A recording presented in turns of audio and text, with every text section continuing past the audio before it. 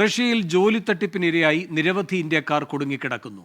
ഇന്ത്യക്കാരായ യുവാക്കളെ യുക്രൈൻ യുദ്ധത്തിൽ പങ്കെടുക്കാൻ അയച്ചുവെന്നും മോചിപ്പിക്കണമെന്നും ആവശ്യപ്പെട്ടുള്ള യുവാക്കളുടെ വീഡിയോ സന്ദേശം പുറത്തുവന്നു. സെക്യൂരിറ്റി സഹായികളുടെ ജോലി വാഗ്ദാനം ചെയ്താണ് യുവാക്കളെ വഞ്ചിച്ചത്. തെലങ്കാന, കർണാടക, ഗുജറാത്ത്, UP എന്നീ സംസ്ഥാനങ്ങളിൽ നിന്നുള്ളവരാണ് കുടുങ്ങിയത്.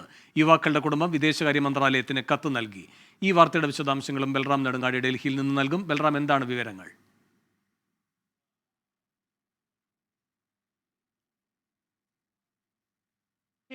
റഷ്യ യുക്രൈൻ യുദ്ധമുഖത്ത് നിരവധി ഇന്ത്യൻ യുവാക്കൾ കുടുങ്ങിക്കിടക്കുന്നു എന്നുള്ളതാണ് പുറത്തുവരുന്ന വിവരം. യുവാക്കൾ തന്നെ തങ്ങൾ ഇത്തരത്തിൽ വലിയ പ്രതിസന്ധിയായി വഞ്ചിക്കപ്പെട്ടു എന്നും യുദ്ധമുഖത്താണ് ഉള്ളത് എന്നും ഏതു വിധേനയും രക്ഷിക്കണമെന്നും അഭ്യർത്ഥിച്ചുകൊണ്ടുള്ള വീഡിയോ പങ്കുവച്ചിരിക്കുന്നു. ഇതിലൂടെയാണ് ഇത് പുറം ലോകത്ത് എത്തിയത്, ഇത്തരത്തിൽ കുടുങ്ങിക്കിടക്കുന്ന വിവരം എന്നുള്ളത്. ഈ യുവാക്കൾ മഹാരാഷ്ട്ര സ്വദേശിയായ ഫൈസൽ ഖാൻ എന്ന വ്ളോഗറുടെ യൂട്യൂബ് വീഡിയോയിലെ ജോലി, ഇത്തരത്തിൽ തൊഴിലവസരം സന്ദേശം കണ്ടാണ് ഈ ജോലിക്ക് അപേക്ഷിക്കുന്ന ഘട്ടത്തിൽ റഷ്യയിലെ സുരക്ഷാ സഹായികൾ എന്നായിരുന്നു ഈ ജോലിയുടെ ടൈറ്റിൽ എന്നുള്ളത്.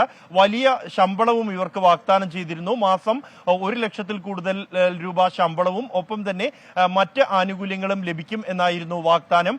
ഇതിനായി അപേക്ഷിച്ച് റഷ്യയിലെത്തിയ യുവാക്കളാണ് കുടുങ്ങിയിരിക്കുന്നത്. നിലവിലിപ്പോൾ 18 പേരാണ് കുടുങ്ങിയതായുള്ള വിവരം പുറത്തു വന്നിരിക്കുന്നത്. എന്നാൽ 100ഓളം പേർ ഇത്തരത്തിൽ റഷ്യയിൽ എത്തിയിട്ടുണ്ട്, ഇന്ത്യക്കാർ എന്നാണ് പുറത്തുവരുന്ന വിവരം എന്നുള്ളത്. ഇവർക്ക് മതിയായ പരിശീലനം പോലും നൽകാതെ ഇവരെ നേരിട്ട് യുദ്ധമുഖത്തേക്ക് അയക്കുകയാണ്. പ്രത്യേകിച്ച് കർക്കേവ് ഉൾപ്പെടെ ഇപ്പോഴും തീവ്രമായി സംഘർഷം നിലനിൽക്കുന്ന മേഖലകളിലേക്ക് ഇവരെ അയച്ചു എന്നാണ് ഇവരുടെ ഈ വീഡിയോ സന്ദേശത്തിൽ പറയുന്നത്.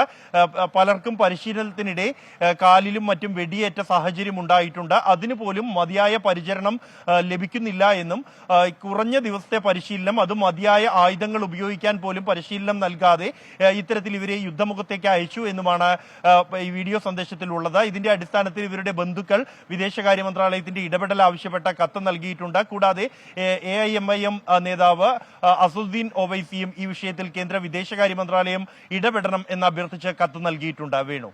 ശരി, ബൽറാം നെടുങ്ങാടിയാണ് ഡൽഹിയിൽ നിന്നും വിവരങ്ങളുമായി ചേർന്നത്.